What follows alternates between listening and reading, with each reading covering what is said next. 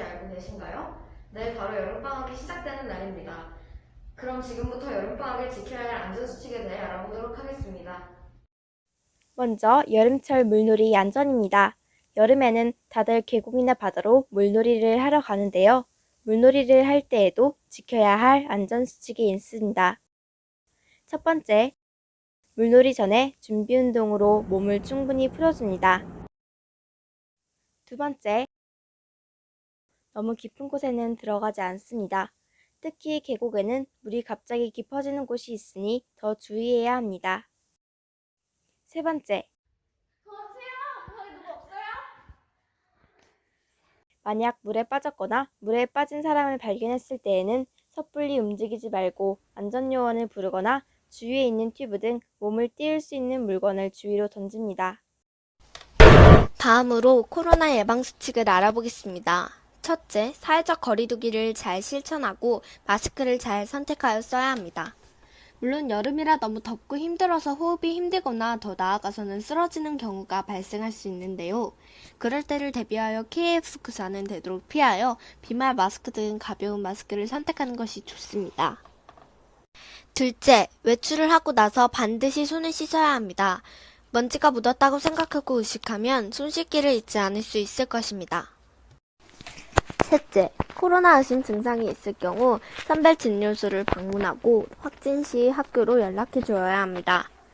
코로나 의심 증상으로는 발열이나 마른 기침, 피로감이 느껴지는 것 같은 증상이 있으니 참고해 주시기 바랍니다. 넷째, 외출 시 손소독제를 챙겨가지고 다닙니다. 무언가를 만지거나 밥 먹기 전 화장실에 가기 어려운 상황이 쓰기 좋습니다. 찝찝한 손으로 생활하는 것보다 걱정을 조금 덜어주는 손소독제를 사용하는 게 좋겠죠. 마지막으로 여러 사람이 있을 경우 실내 환기를 자주 해야 합니다.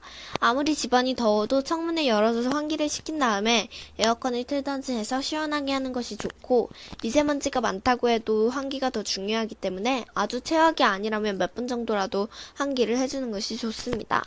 이번에는 폭염시 안전수칙을 알아보겠습니다. 첫째, TV, 라디오, 인터넷 등을 통해 기상예보를 잘 알아냅니다. 미리 일어나기 전에 잘 알아두는 게 아무래도 훨씬 좋겠죠? 둘째, 가장 더운 시간인 오후 2시에서 5시 사이에는 야외 활동을 자제해야 합니다. 해가 살짝 지고 나서 밥 먹고 나서도 산책 겸 운동하는 것도 괜찮겠네요. 셋째, 조금 쉬어야겠다. 땀이 많이 나고 몸이 지칠 때에는 야외 활동을 자제합니다.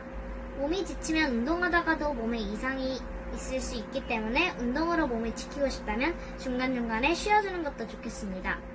넷째, 땀을 많이 흘린 외출 후에는 반드시 샤워를 합니다. 찝찝한 느낌도 없애고 여러모로 좋겠지요?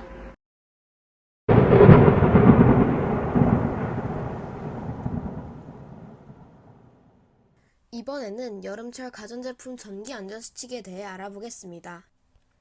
첫째, 냉장고 주변을 항상 깨끗이 하기입니다.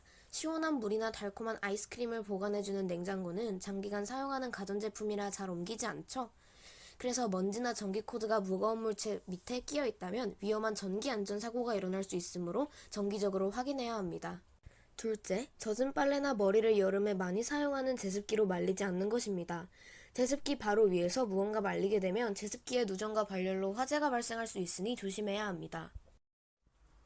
셋째, 젖은 손으로 가전제품의 전기 코드를 만지지 않습니다. 더운 날씨에 샤워를 하는 횟수가 더 늘어날 텐데요. 샤워 후 머리를 말리려고 젖은 손으로 드라이기를 사용하면 감전사고로 이어질 수 있기 때문에 각별한 주의가 필요합니다.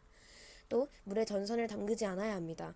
최근에는 충전하던 스마트폰을 물에 빠뜨려 반신욕을 하다 안전사고가 일어났던 경우도 있었기 때문에 물을 사용할 때에는 전자제품의 사용을 자제하는 것이 좋습니다. 다음으로 외출 시에 지켜야 할 안전수칙을 알아보겠습니다. 첫째, 친구들에게 외출한다는 것을 알려드려야 합니다. 여름방학에는 친구들끼리 놀러가는 경우가 많은데요. 그럴 때는 반드시 부모님께 언제 어디서 누구와 만나는지 알려드려야 합니다. 부모님은 갑자기 말도 안 하고 어딜 가면 깜짝 놀라시겠죠? 아직 우리는 미성년자이기 때문에 반드시 부모님에게 말씀드리고 가야 됩니다. 반드시. 둘째, 낯선 사람을 따라가면 안 됩니다. 에이 뭘 이런 걸 다 아는 건데 라고 할 수도 있지만 막상 그런 상황이 닥치면 자기도 모르게 어떻게 될 수도 있는 것입니다. 예를 들어 자신이 부모님 친구인데 부모님이 아프셔서 같이 가자고 하기도 하는데 이렇게 되면 순간적으로 걱정이 되어 따라갈 수도 있으니 이런 제안을 받으면 가장 먼저 부모님께 연락해서 부모님께 괜찮으신지 확인해야 합니다. 안녕. 내가 니네 엄마 친구인데 지금 니네 엄마가 아파가지고 병원에 있어. 아저씨랑 같이 가자. 어때? 따라와. 그렇지.